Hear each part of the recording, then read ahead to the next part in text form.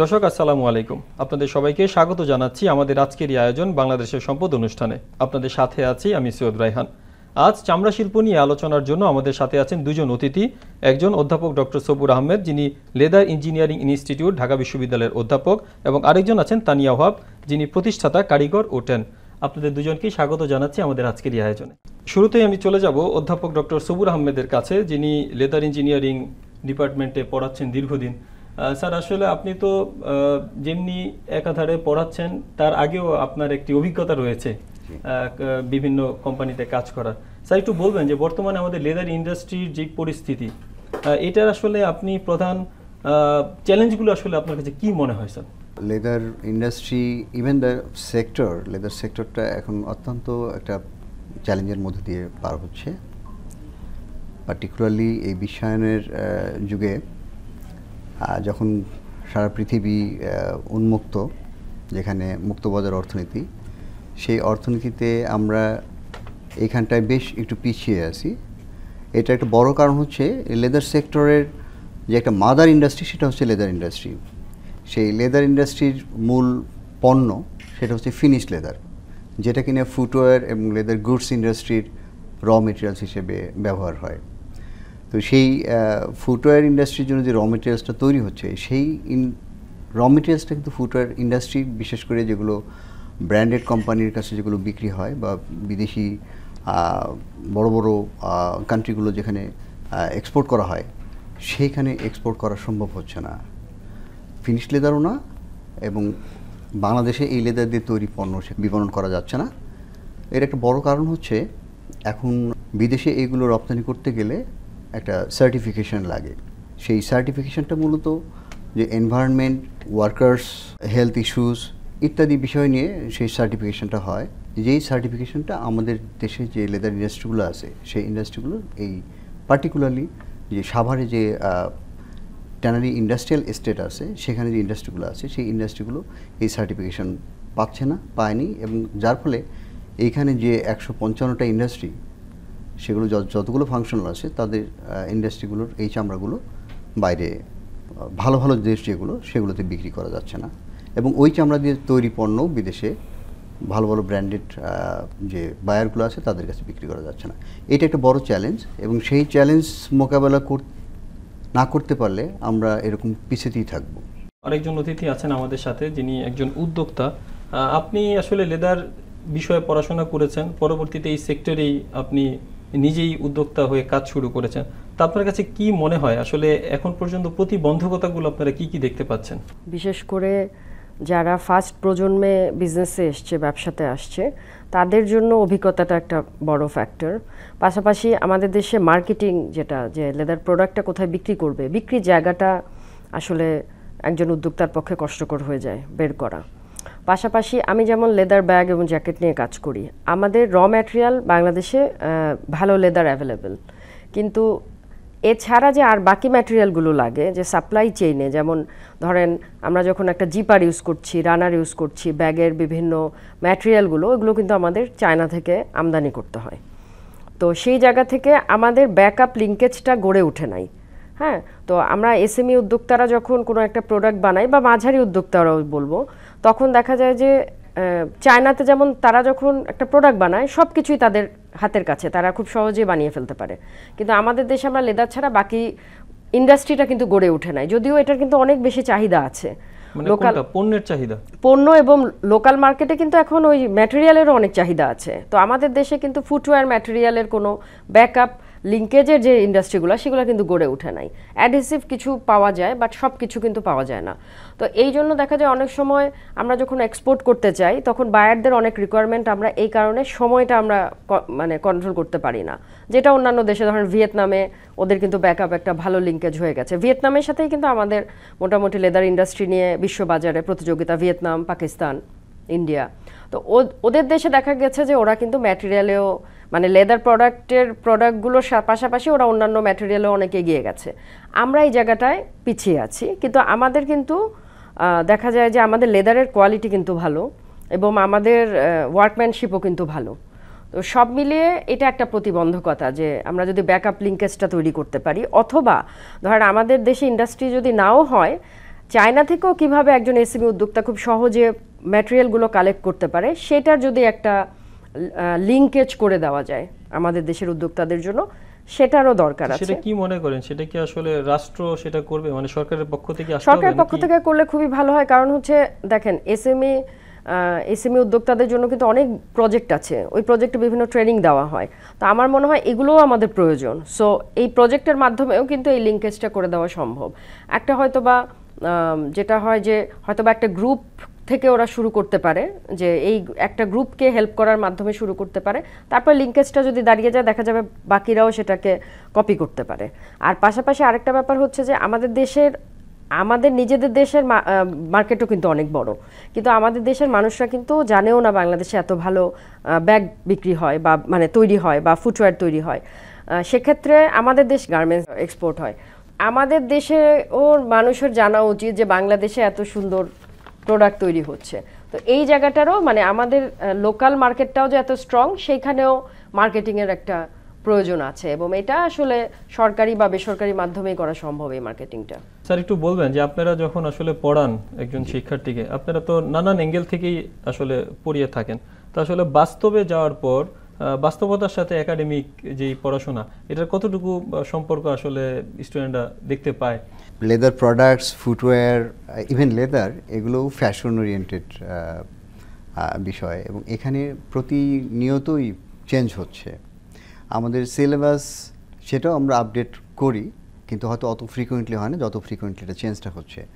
তো এটার ক্ষেত্রে আমরা যে বেসিক যে নলেজটা সেটা আমরা দেই, এবং তাদের যে স্কিল ডেভেলপমেন্টের জন্য জিনিস, যখন একজন একটা বিশেষ ডিজাইনের যখন একটা জুতা তৈরি করতে পারে, তারপরেও কিন্তু সে ডিজাইন ভ্যারিয়েশন নিয়ে এসে সেটার উপরে আরও অনেক কিছু করতে পারে।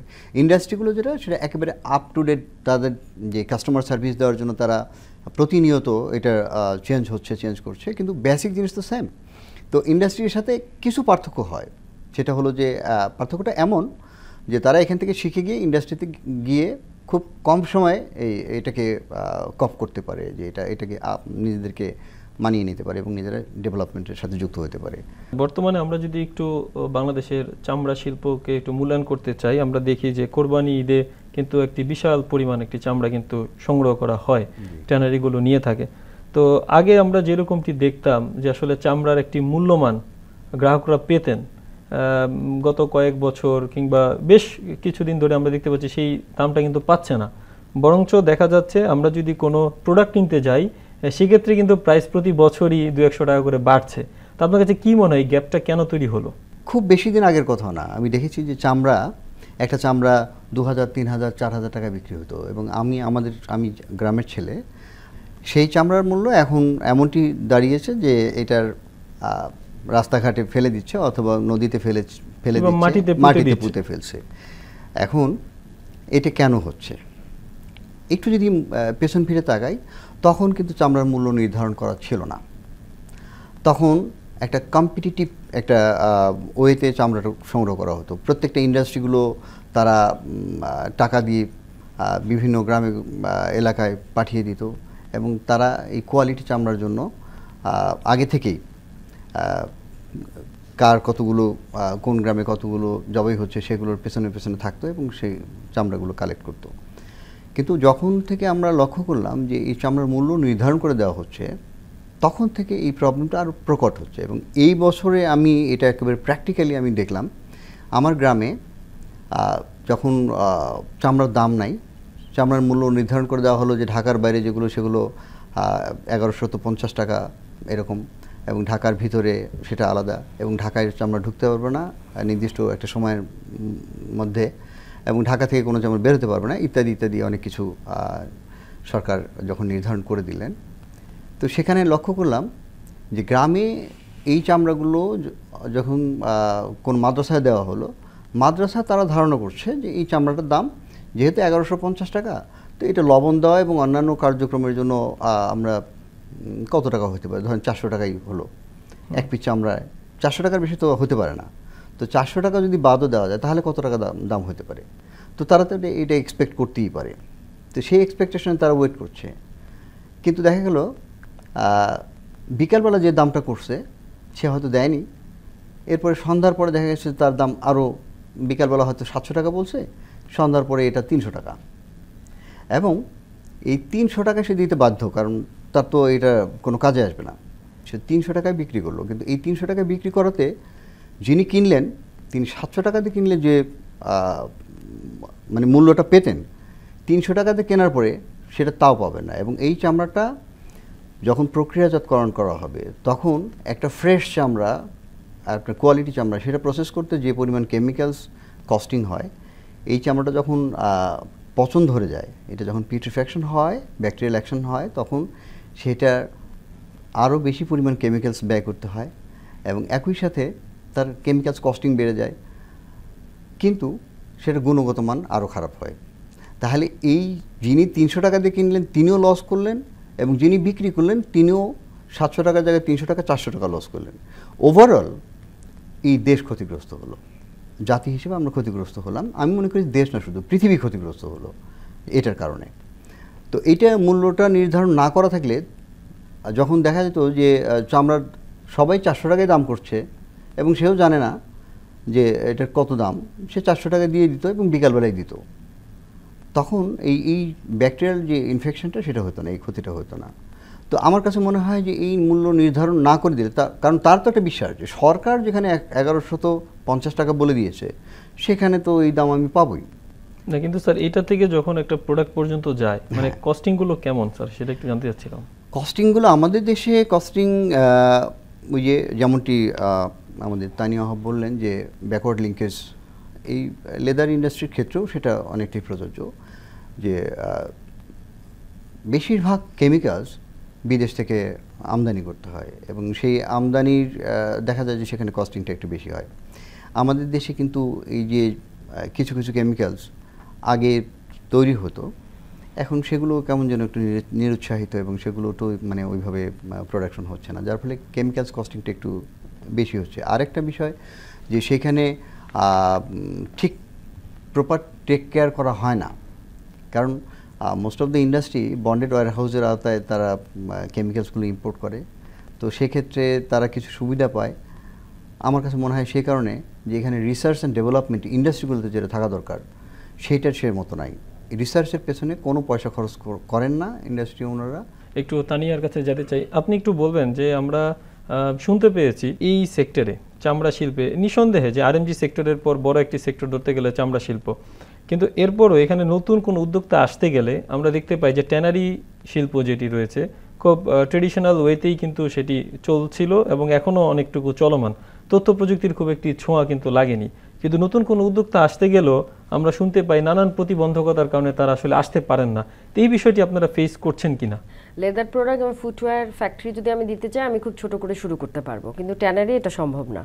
এবং ট্যানারি শিল্পটা এমন যে আপনি যেমন প্রচুর টাকাও যেমন প্রয়োজন, তেমনি জ্ঞানও প্রয়োজন, তেমনি সেই শিল্পের প্রতি ভালোবাসাও প্রয়োজন। এই জন্য দেখা যায় সাধারণত যারা এই ফ্যামিলি পরিবারগুলো থেকে আসে তারাই আসলে পরবর্তীতে প্রজন্ম হিসেবে তারা ভালোবেসেই এই সেক্টরে আসে। কারণ নতুন যখন কেউ করতে যায় সেটার জন্য যেই জ্ঞান দরকার, যেই এক্সপেরিয়েন্স দরকার, যেই টাকা পয়সা দরকার, যেই ভালোবাসা দরকার, সেটা আসলে নতুন প্রজন্ম, খুব একটা ফার্স্ট প্রজন্মের এটা এখনো হয়নি আমাদের দেশে। আমি যদি বলি প্রোডাক্টের কথা বা ফুটওয়্যারের কথা, সেটা আবার আলাদা। সেটা হচ্ছে আমি হয়তো বা একটা বুটিক হাউস যেভাবে হয় সেভাবেই একটা লেদার ব্যাগের ফ্যাক্টরি হতে পারে বা বেল্টের ফ্যাক্টরি হতে পারে, জুতার ফ্যাক্টরি হতে পারে। আচ্ছা, ধরেন যে আমাদের কোনো দর্শক দেখছে আপনার কথা শুনে, তারও ইচ্ছে হলো যে সেই সেক্টরে আসবে, সেক্ষেত্রে আসলে প্রসেসটা কি, কিভাবে সে শুরু করতে পারে একটু যদি বলতেন। প্রথমেই তার ঠিক করতে হবে আসলে ঠিক কোন প্রোডাক্টটা নিয়ে সে কাজ করতে চায়, কারণ লেদার প্রোডাক্ট কিন্তু অনেক। আমি যেমন শুরু করেছিলাম কর্পোরেট গিফট আইটেম দিয়ে, সো সে আসলে কর্পোরেট গিফট আইটেমের কাজ করতে চায়, নাকি সুভিনিয়ার প্রোডাক্ট তৈরি করতে চায়, নাকি মেয়েদের ব্যাগ নিয়ে কাজ করতে চায়, নাকি ছেলেদের ফ্যাশন আইটেম নিয়ে কাজ করতে চায়, নাকি বাংলাদেশের যে ফ্যাশন হাউসগুলো আছে তাদের সাপ্লায়ার হিসেবে কাজ করতে চায়। সো এইটা আগে আসলে তার ডিসাইড করতে হবে যে সে কোন সেক্টরে কাজ করতে চায়। সেটা ঠিক করার পরে তার পরবর্তীতে এই কাজগুলো আসলে যারা করছে বা এগুলো যেখানে পাওয়া যায় সেই সব জায়গাগুলো ভিজিট করতে হবে, তাদের কাজ দেখতে হবে। এবং সেটা শুধু দেশে না, বিদেশেরও নেটের মাধ্যমে এখন দেখা যায় যে কোনো কিছু, যে ব্র্যান্ডগুলোতে কি চলছে, কোন কালার চলছে, ফ্যাশন কোনটা চলছে, প্রয়োজন কোনটা, এইটা আসলে তার আগে অবশ্যই 6 থেকে 1 বছর রিসার্চ করতে হবে। যে ধরেন দেখা যাচ্ছে বাংলাদেশে যেটা হয় যে একজন যেটা করছে করে সফল হয়েছে সবাই ওটার পিছনেই যাচ্ছে, কিন্তু যেই জায়গাটায় আমাদের আসলে ঘাটতি আছে সেই ঘাটতির জায়গাটা যদি সে বের করতে পারে তাহলে কিন্তু সে অন্যদের থেকে এগিয়ে থাকবে। তো সেক্ষেত্রে তার জন্য এটা সুবিধা। লেদার কাঁচা চামড়ার দাম যেটা সেটা থেকে কিন্তু ফিনিশ প্রোডাক্টের দাম কেন বেশি?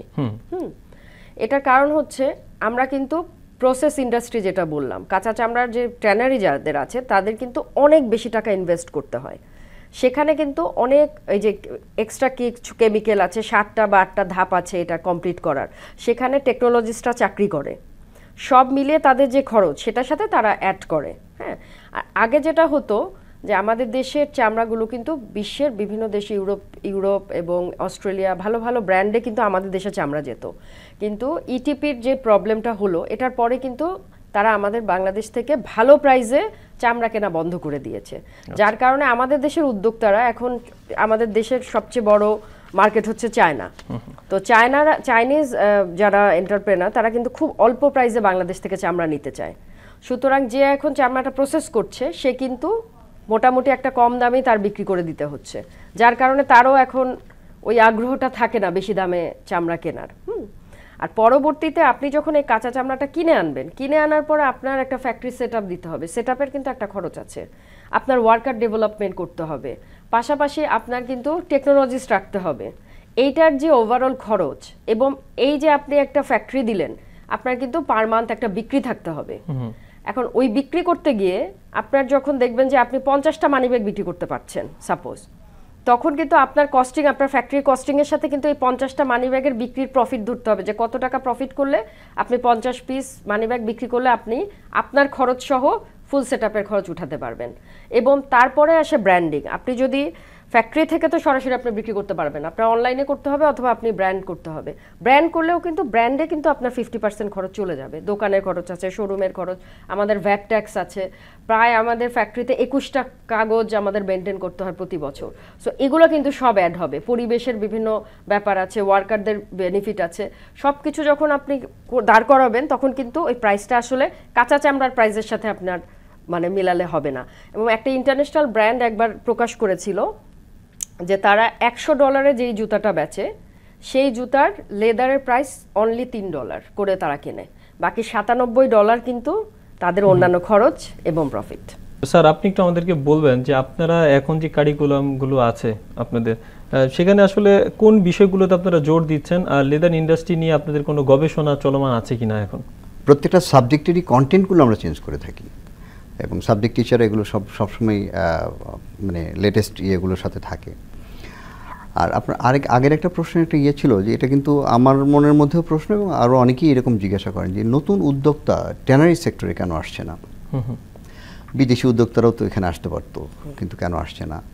এখানে একটা বড় রকমের প্রতিবন্ধকতা আছে, সেটা হলো যে ধরেন সাভার যে ট্যানারি ইন্ডাস্ট্রিয়াল এস্টেটে, এখানে গভর্নমেন্ট যে ইন্ডাস্ট্রিগুলোকে ওনারদেরকে যে প্লটগুলো দিয়েছে, সেই প্লটগুলো কিন্তু সবাই মানে কাজ শুরু করেনি।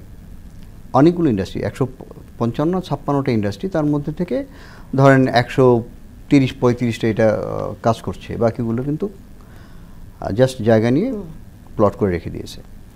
এগুলো গভর্নমেন্ট করতেই পারে, যে সেইগুলো তাদেরকে ওয়ার্নিং দিয়ে যে তারা যদি এই সময়ের মধ্যে কাজ করতে পারে তাহলে থাকবে, না হলে তাদের এগুলো সিজ করে এগুলো নতুন উদ্যোক্তা যারা আমাদের দেশেই অনেকেই চাচ্ছেন যে তারা ইন্ডাস্ট্রিতে নতুনভাবে ট্যানারি স্থাপন করতে চাচ্ছে। ইভেন হাজারিবাগে যে সমস্ত 200-র উপরে 205টা ইন্ডাস্ট্রি ছিল, সেখান থেকে মাত্র 155টা গেছে। বাকি যে ইন্ডাস্ট্রিগুলো যারা এখানে আসতে পারেনি তারাও তো বিজনেস করতে চায়, তারা তো মানে বংশ পরম্পরায় তারা বিজনেস করে আসছে, কিন্তু তারা তো এখন বিজনেস করতে পারছে না, যেহেতু তারা কোনো প্লট পায়নি, সেটা পলিটিক্যাল কারণেই হোক আর যে কোনো কারণেই হোক। তো তাদেরকে তো এই সমস্ত জায়গাগুলোতে মানে প্লট দিতে পারে না। স্যার, এটা কি শুধু মানে পৈতৃক সূত্রে যারা পায় শুধু তারাই করবে? Not necessarily. আমার অনেক স্টুডেন্ট এখন তারা ইন্ডাস্ট্রিতে করতে যাচ্ছে, ট্যানারি মানে ট্যানারি বিজনেসে আসতে যাচ্ছে, কিন্তু তারা প্লট পাচ্ছে না। তারা তো ট্যানারি তো যেখানে সেখানে করা সম্ভব না, ইন্ডাস্ট্রিয়াল এস্টেটের মধ্যেই তারা এটা করতে চায়। তো সেইটা কিন্তু সরকার এখন পর্যন্ত কোনো ব্যবস্থা নিচ্ছে না। একইভাবে এই ইন্ডাস্ট্রিগুলোও কিন্তু সিক হয়ে গেছে। সিক হওয়ার পিছনে আরও একটা বড় কারণ, তারা প্রচুর পরিমাণে লোন নেওয়া আছে যারা হাজারিবাগে যে জায়গা ছিল সেই জায়গার উপরে, কিন্তু সেই লোনগুলো তারা শোধ করতে পারছে না, কারণ হাজারিবাগের জায়গাগুলো এক ধরনের নিষেধাজ্ঞার মধ্যে আছে। তারা এটা ব্যবহারও করতে পারছে না, তারা এটা বিক্রি করতে পারছে না। সরকারের ইমিডিয়েট এই বিষয়ে একটা ব্যবস্থা নেওয়া উচিত। এই জায়গাগুলো তাদেরকে ফ্রি করে দেওয়া, তারা বিক্রি করে দিক, অথবা সরকার নিজেই নিয়ে নিক। সরকার এটা নিজে নিয়ে তাদের যদি টাকা পে করে, সেই টাকা দিয়ে তারা ব্যাংক থেকে ঋণমুক্ত হতে পারে, ঋণগুলো শোধ করে দিয়ে তারা তাদের বিজনেসে মনোনিবেশ করতে পারে। তারা হাজারীবাগ থেকে যে হেমায়তপুর গেল, হেমায়তপুরে সেই টাকাটা তারা ইনভেস্ট করে তারা বিজনেস করতে পারে। দে আর ভেরি সিক। তারা কেন সিক? এখানে এই টাকা এই জায়গাটা তারা আটকা পড়ে আছে, আবার ওখানে তারা নতুন করে ইনভেস্ট করে যে ইন্ডাস্ট্রি সেট আপ করলো, সেই ইন্ডাস্ট্রি সেট আপ করার পরে সেখানে তারা কাজ করতে পারছে না, কারণ সেট আপ করতে তাদের মূলধন শেষ। এরকম একটা পরিস্থিতি কিন্তু এখানে বিরাজমান। তো এই জায়গাটা আমার মনে হয় একটা বড় রকমের কাজ করা উচিত, এবং সেটা করলে এই ইন্ডাস্ট্রি একটা কম্পিটিশন আসবে। ইভেন বিদেশি যারা চান উদ্যোক্তা যে এই বিজনেসে আসতে চান, তাদেরকেও ওপেন করে দেওয়া উচিত। এখন প্রতিটা ইন্ডাস্ট্রির ক্ষেত্রেই যে এই বিষয়গুলো এখন আস্তে আস্তে খুব স্ট্রিক্ট হয়ে যাচ্ছে, যে আপনি চাইল্ড লেবার ইউজ করতে পারবেন না, আপনি যে এনভায়রনমেন্টাল কোনো ক্ষতিকর কোনো প্রভাব ফেলতে পারবেন না এনভায়রনমেন্টে, তো এনভায়রনমেন্টের ক্ষতি করে আপনি করতে পারবেন না। সেই বিষয়গুলো এনশিওর করার জন্য ইভেন ট্রেসিবিলিটি এখন এটাও এনশিওর করতে হবে, যে আপনি কোন পণ্য কোত্থেকে আনছেন এবং উৎপাদনে ব্যবহার করছেন, সেগুলোর একটা ট্রেসিবিলিটি থাকা দরকার। তো সেই জায়গাগুলোতে আমাদের ল্যাকিংস থাকার কারণে কিন্তু আমরা এটা করতে পারছি। আচ্ছা স্যার, এই যে যেই ল্যাকিংসগুলো আপনি বললেন, আপনিও যে প্রতিষ্ঠানে আছেন ঢাকা বিশ্ববিদ্যালয়, নিঃসন্দেহে বাংলাদেশের পার্সপেক্টিভে একটি বড় প্রতিষ্ঠান, তো সেখান থেকেও কি আপনারা সরকারকে কিংবা সংশ্লিষ্ট যারা কাজ করছেন তাদের সাথে কোনো কোলাবোরেশন হয় কিনা আপনাদের? এত বড় একটা প্রজেক্ট সিইটিপি যেটা করা হলো, সেন্ট্রাল ইফ্লুয়েন্ট ট্রিটমেন্ট প্ল্যান্ট, যেটা এতগুলো ইন্ডাস্ট্রির বর্জ্য ব্যবস্থাপনা করবে, সেই সিইটিপি করার পেছনে কিন্তু আমাদের ঢাকা বিশ্ববিদ্যালয়ের কোনো এক্সপার্টকে বা লেদার ইঞ্জিনিয়ারিং ইনস্টিটিউট থেকে কাউকে, অথবা লেদার বিষয়ে বিশেষজ্ঞ যারা দীর্ঘদিন এই কাজ করেছে, তাদের কাউকেই ওখানে কোনো ইনভলভ করা হয়নি। যখন হাজারীবাগ থেকে এখানে সাভারে গেল, সাভারে যাওয়ার যে এই বর্জ্য ব্যবস্থাপনার জন্য লিকুইডের জন্য সিইটিপি করা হলো, আর সলিড বর্জ্য ব্যবস্থাপনার জন্য সেখানে একটা এসপিজিএস একটা সিস্টেম ডেভেলপ করার কথা ছিল, যে সেটা সলিড এটাকে পুড়িয়ে সেখান থেকে গ্যাস তৈরি করা হবে, ইলেকট্রিসিটি তৈরি করা হবে। ট্যানারি শিল্পের কোনো বর্জ্য পোলট্রি ফিড, ফিশ ফিড বা কোনো কাজে ব্যবহার করা যাবে না এরকম। তাহলে এটা কি হবে? এটা তাহলে ডাম্পিং ইয়ার্ডে ডাম্পিং করা হবে। ডাম্পিং ইয়ার্ডে ডাম্পিং করলে কত লেভেল পর্যন্ত, মানে কতটুকু ক্যাপাসিটি আছে এটা ধরে রাখার, আপনি কোনো ব্যবহারও করতে পারবেন না, এটা নিষেধাজ্ঞা। আবার কোনো এটা ডাম্পিং করবেন, তো ডাম্পিং করলে সেটা ব্যবস্থাপনা কী হবে, এটার কোনো চিন্তাভাবনা নাই।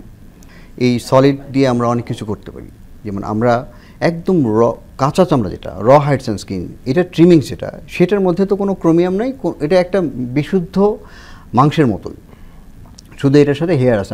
আমরা কাঁচা চামড়া অনেক ক্ষেত্রেই খাই, মুরগির চামড়া, পাখির চামড়া, তাই না, এগুলো আমরা খাই, কিন্তু এটা সারানো কঠিন, এই কারণে আমরা খাই না।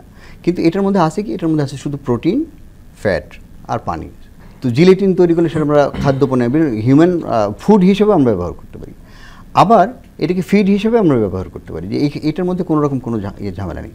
তো আমি একটা ইন্ডাস্ট্রি, যেটা হাজারীবাগে একটা ছিল, যে তারা ওই টেকনিক্যাল গ্রেড জিলেটিন তৈরি করতো, তো তাদেরকে বললাম যে আপনারা এখানে একটা প্লট চাইতে পারেন, এবং সেটা নিয়ে আমি তৎকালীন সিনিয়র সেক্রেটারি মহোদয়ের সাথে আমি নিজেও একটা প্রেজেন্টেশন দেখালাম, এবং ওনাকে বললাম যে ওইখানে এসপিজিএসের জন্য যে স্পেসটা আছে, সেই স্পেসটাও যদি এদেরকে দেওয়া হতো, তাহলে এরা সলিড ওয়েস্টটাকে ম্যানেজ করতে পারবে। সলিড ওয়েস্ট দিয়ে তারা এডিবল জিলেটিন করলো, টেকনিক্যাল গ্রেড জিলেটিন করলো, গ্লু করলো, এবং আরও বিভিন্ন রকমের প্রোডাক্ট তৈরি করা সম্ভব। এবং এগুলো পোলট্রি ফিড, ফিশ ফিডের জন্য আমরা ব্যবহার উপযোগী করতে পারি, যেটার মধ্যে কোনো ক্রোমিয়াম নাই। আর যেটার মধ্যে ক্রোমিয়াম আছে, ক্রোমিয়ামটাকে যদি আমরা রিমুভ করতে পারি, রিমুভ করে সেটা দিয়ে আমরা টেকনিক্যাল গ্রেড জিলেটিন করতে পারি।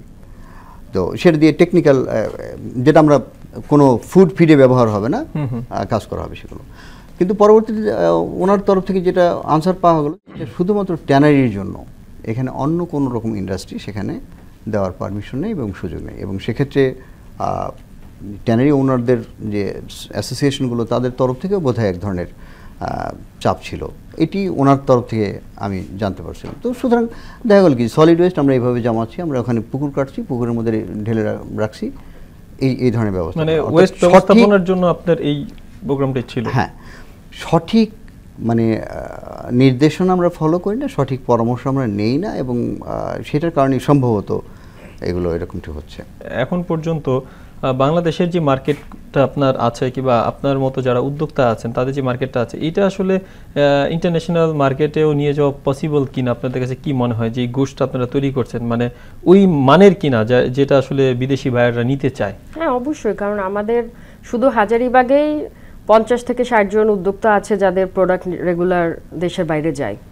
হয়তোবা ভলিউম অত বেশি না, কিন্তু যায়। জাপান মার্কেটে যাচ্ছে, ইতালিতে যাচ্ছে, ইউরোপে যাচ্ছে, আমেরিকাতেও যাচ্ছে, অস্ট্রেলিয়াতে যাচ্ছে। যেটা হয় যে ভলিউম যাচ্ছে না, বাট যাচ্ছে।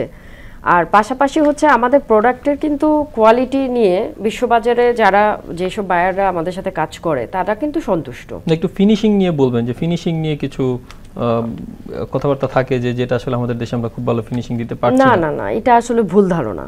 হ্যাঁ, কারণ আমাদের দেশের ফিনিশিং ভালো না হলে তো জাপান মার্কেটে আমাদের প্রোডাক্ট চলতো না, বা অন্যান্য দেশেও চলতো না। হ্যাঁ, কারণ তারা কিন্তু খুব সূক্ষ্মভাবে প্রত্যেকটা প্রোডাক্ট মানে দেখেই তারপরে তারা নেয়। তো সেক্ষেত্রে ফিনিশিং বা অন্যান্য সমস্যা না। আমাদের একটা সমস্যা হচ্ছে, সেটা হচ্ছে যে যখন একজন এক্সপোর্টার, যখন একজন আমাদের কাছ থেকে বাইরের বায়ার আমাদেরকে অর্ডার করে, তখন দেখা যায় যে অনেক সময় যেটা বললাম যে আমরা লেদার ছাড়া বাকি যে ম্যাটেরিয়ালগুলো, সেটা ধরেন আমার 100 পিস লাগবে, সেই 100 পিস তখন আমার ইম্পোর্ট করে আনাটা ডিফিকাল্ট হয়ে যায়। তখন লোকাল মার্কেটে যে ম্যাটেরিয়াল আছে সেটা দিয়ে অনেক সময় বায়ারকে দেখাতে হয় যে এটা আমার কাছে এখন অ্যাভেলেবেল। ওটাতে যদি বায়ার সন্তুষ্ট না হয়, সেক্ষেত্রে আমরা সেটা করতে পারি না। আরেকটা ব্যাপার হচ্ছে যে এটা আমি অনেকবারই প্রস্তাবনা দিয়েছিলাম, সেটা হচ্ছে যে আমরা যারা এসএমই উদ্যোক্তা, যারা এক্সপোর্ট করছি, তারা কিন্তু ইনসেনটিভটা পাই না। কারণ হচ্ছে অনেক ইনসেনটিভের জন্য যে আলাদা কিছু নিয়ম কানুন আছে, যেটা বড় এক্সপোর্টাররাই আসলে শুধু পায়। এটা কি সরকারের কাছ থেকে ইনসেনটিভ? জি জি, সরকারের কাছ থেকে আমাদের 10 থেকে 12% একটা ইনসেনটিভ পাওয়া যায় প্রোডাক্ট হিসেবে। কিন্তু আমরা আসলে যখন ইনসেনটিভটা নিতে যাই, সেটার জন্য যে কাগজপত্রগুলো দরকার, দেখা যায় আমাদের ইনসেনটিভের যে পরিমাণ, সেটা থেকে ওই কাগজপত্রের খরচ বেশি। হ্যাঁ, আর পাশাপাশি দেখা যায় যে যারা এক্সপোর্টার তারা কিন্তু বন্ড ফ্যাসিলিটির মাধ্যমে তারা যখন বাইরে থেকে একটা প্রোডাক্ট আনে তখন কিন্তু তাদের ট্যাক্স দিতে হয় না। হ্যাঁ, কিন্তু আমরা যারা উদ্যোক্তা আছি, এসএমই উদ্যোক্তা, আমাদের কিন্তু ফুল ট্যাক্স দিয়ে আনতে হয়। তখন কিন্তু বড়, মানে আমি বলবো যে যারা মানে অনেক বড় পরিসরে কাজ করছে তাদের সাথে কিন্তু আমাদের কস্টিংটাও তখন অনেক বেশি গ্যাপ হয়। তখন একটা বায়ার তো চিন্তা করবে যে সে চিন্তা করবে যে কোথায় কম দামে কিনতে পারবে, এবং সে অবশ্যই একটা এসএমই উদ্যোক্তা থেকে একটা প্রতিষ্ঠিত উদ্যোক্তার কাছ থেকে সে নিতে পছন্দ করবে। সেই জায়গায় আমাদের এসএমই উদ্যোক্তারা পিছিয়ে আছে, বাট যদিও তাদের প্রোডাক্ট ভালো সম্ভাবনাও আছে, এবং এসএমই খাতকে যদি আরও স্ট্রং করা যায়, কারণ আপনি যদি দেখেন, যদি প্রতিষ্ঠিত বড় প্রতিষ্ঠান লেদার প্রোডাক্টে যদি 10টা হয়, এসএমই উদ্যোক্তা কিন্তু 10,000। তো 10,000 এর জন্য যদি আমরা কিছু পলিসি নির্ধারণ করি, সেটা কিন্তু অনেক গুণ ফেরত দিতে পারবে বাংলাদেশ। জি, ধন্যবাদ তানিয়া ওয়াহাব। দর্শক, আমরা সরাসরি যুক্ত ছিলাম আমাদের দুজন অতিথির সাথে, অধ্যাপক doctor Sabur Ahmed, leather engineering and technology বিভাগের অধ্যাপক, ঢাকা বিশ্ববিদ্যালয়। আপনাকে অসংখ্য ধন্যবাদ আমাদের সাথে আজকে যুক্ত হওয়ার জন্য। সেই সাথে তানিয়া ওয়াহাব, আপনি একজন উদ্যোক্তা, আপনাকেও ধন্যবাদ আমাদের সাথে আজকে যুক্ত হওয়ার জন্য। দর্শক, আমরা শুনছিলাম আমাদের আজকের দুজন আমন্ত্রিত অতিথির কাছ থেকে বাংলাদেশের লেদার ইঞ্জিনিয়ারিং এবং লেদারের যেই পণ্যগুলো তৈরি হচ্ছে সেগুলো নিয়ে আমাদের যেই সম্ভাবনা আছে, যে চ্যালেঞ্জগুলো আছে, সেগুলো নিয়ে আমরা আলোচনা করছিলাম। তার মধ্যে মোটা দাগে একটি জিনিস কিন্তু আমরা বুঝতেই পারলাম যে যারা নতুন উদ্যোক্তা এই সেক্টরে আসতে চান, সেক্ষেত্রে কিছু প্রতিবন্ধকতা আছে। তবে যারা উদ্যোক্তা আসতে চান তারা যদি ধীরে ধীরে আসতে থাকেন, হয়তো এই প্রতিবন্ধকতাগুলো অনেক বেশি কাটানো যাবে। এক্ষেত্রে সরকার এবং যারা স্টেক হোল্ডার আছেন, সমন্বিত উদ্যোগের মাধ্যমেই সেটি কিন্তু সম্ভব। তো এই ছিল আমাদের আজকের আয়োজন। আমাদের পরবর্তী আয়োজন দেখার আমন্ত্রণ জানিয়ে বিদায় নিচ্ছি। সবাই ভালো থাকবেন, সুস্থ থাকবেন।